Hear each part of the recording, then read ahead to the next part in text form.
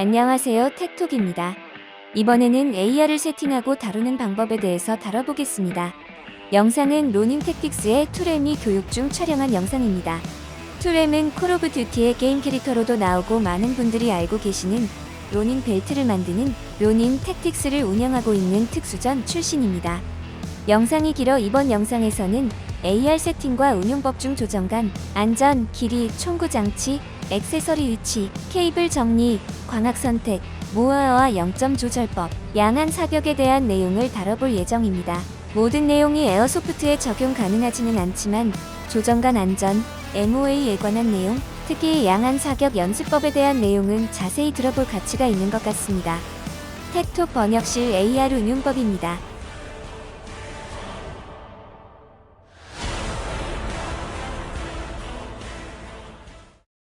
Finger, guys, need to be off the trigger today.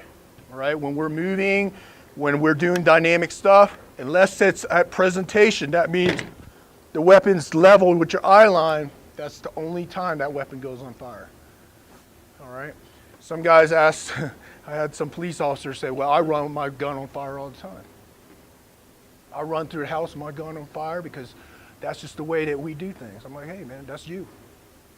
That's you, because you never had to shoot around your buddies. You never had to shoot from moving platforms and do reloads around people's heads, your teammates' heads.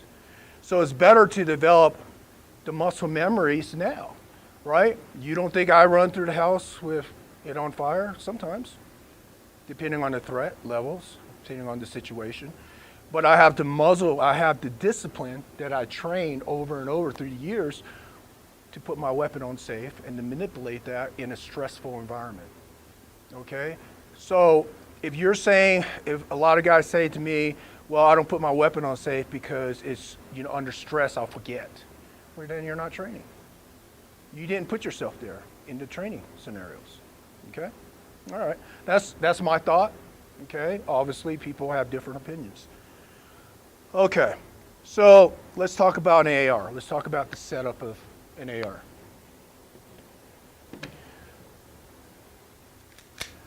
So let's talk about the muzzle, and I'll go all the way down to what I look for in a combat setup on my AR. Now, I have different ARs. For CQB, I usually go 12.5 inch, right? For anything else, I go 16 inch. And the reason why is, dude, I run this in CQB before too, all right? So 16 inches, 12.5 inches, it don't matter. But that 12.5 inches is still allowing me the platform I needed to get in these confined spaces. This right here is a little bit harder to move in confined spaces, in vehicles and stuff like that. All right, so let's talk about the brake, right?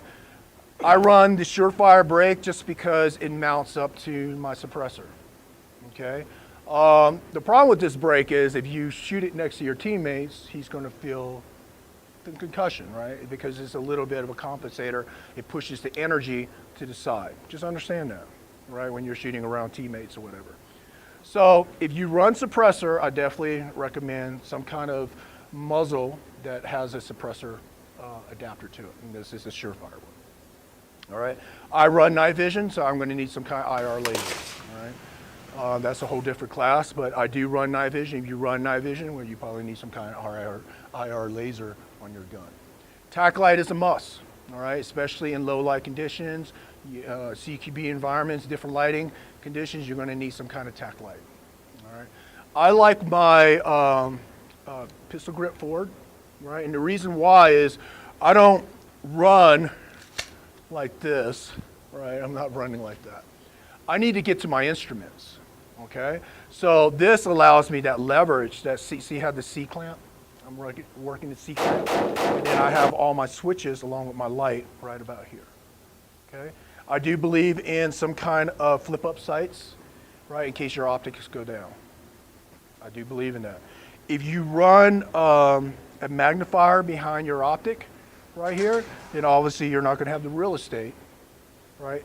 If you're trying to keep everything on the frame of the gun, right, you're not going to have the real estate that you need. So you may have to go an off point on your fixed sights, like competition shooters. I've seen, on my sniper rifle, I have off points, okay? All right, so I like to rubber band, retainer band all my cables, so it's not getting in the way. All right. So anything that's wires or whatever, you need to rubber band that down. All right. These are Ranger bands that you can buy on Amazon. They're called Ranger bands. Really, they are. And I don't know if a Ranger made it, but they're called Ranger bands. And I use this in combat, and they're durable, man. I rubber band everything down. Okay. So get rid of all the cables. It does get snagged on shit. All right. All right. So let's talk about optics. Dude, that's an individual shooter preference, man. Right? Some guys run EOTechs. I ran EOTechs because that's what we're issued in the military, along with a 3x, just like how he has his setup. You know, we had an EOTech scare, right? But I tell you what, I never had problems with my EOTech. I don't know if that's just a bad batch, but in combat, I never had problems with my EOTech. All right? I do like to run the Leopold because the EOTech, you have that 65 minute angle ring. You know what that means? Minute angle, everybody? All right, you got the 65 minute angle ring and you got the minute angle in the center. Well, to me, it was a little bit busy, right? I just like a dot. That's it, because I'm old school like that. When I first got to the teams, we had the tubular. We had the tubular aiming points at the time. It wasn't even a magnifier. It was just, it is old school, like 90, 98, right? So it was a tubular shit with one dot in the center. And we were running that. So I'm used to running just one red dot. And the Leopold LCO allows me that window of an EOTech that I'm trained on, but it simplifies it to just a minute angle dot. What's a minute angle? What does it mean? 1 inch at 100 yards. What's that? 1 inch at 100 yards. That's right, right? So 200 yards, what? Right. So at 100, right, you're hitting at a 1 inch, basically a 1 inch dot or 1 inch box, okay? So 1 minute angle, when I look at a gun, I look at the angles on the gun. What's the minute angle on that optic? Okay, I like 1 minute angles unless I'm doing sniper operations, and I go sub-minutes. When you're zeroing today, if I blast my fucking optic up where it's like you can see a red vignetting around the optic, do you think that's 1 minute angle anymore? Okay, so when you're zeroing your gun today, I need it dimmed down till you barely see it. Understand? Where you like have to try to almost kind of find it, all right? And that's how you truly get a good zero in. I remember this one student had his shit blasted and he had a hard time even finding the target. Understand? So even in CQB mode, guys, I don't blast my fucking window, okay? If you see how that looks in a hallway at night, you probably don't want to blast that optic like that, all right? If you're trying to keep stealth now. All right, so what are we shooting today? Okay, anybody? Okay, so scopes like a 1 to 6. I'm all about that, man. Especially like when I did vehicle interdictions, I was all about, especially helicopter to ground interdictions. I was all about the tubular because it allowed me that optical gain, right? Instead of using just a flip. Okay. The problem with that is you can only drop it down to a 1x. That means there's a little bit of magnification difference, and it could trick your eyes. Now, you overcome that by obviously firing with both eyes open, right? Yes. Do we fire both eyes open? So let's just say I have a problem firing with both eyes open. I'm just, having a problem learning. I'm always shifting focus to one eye. How would I get over that? Excuse me?